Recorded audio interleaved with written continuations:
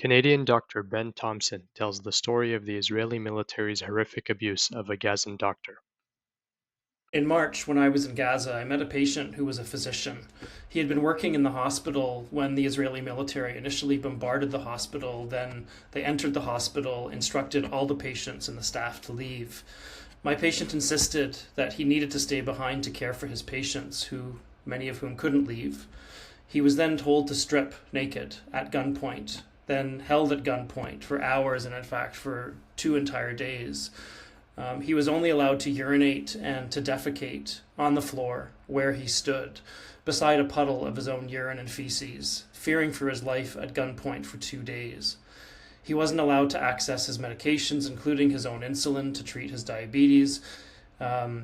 Eventually, the Israeli military instructed him to care for his patients, who remained there, some of them, but they didn't allow him to dress before they did this, and they laughed because all of his patients were children. I saw him because he developed a terrible heel ulcer from standing at gunpoint for days, then migrating south to Rafah. This man was so traumatized, I honestly can't imagine him ever practicing medicine again. I am an eyewitness, Gaza. Israel is committing genocide, while our leaders remain impotent to act in any meaningful way.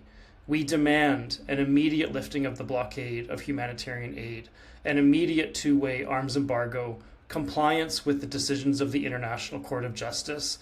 This must be immediate. The children of Gaza depend on it. Justin Trudeau, Melanie Joly, your inaction is complicity in genocide.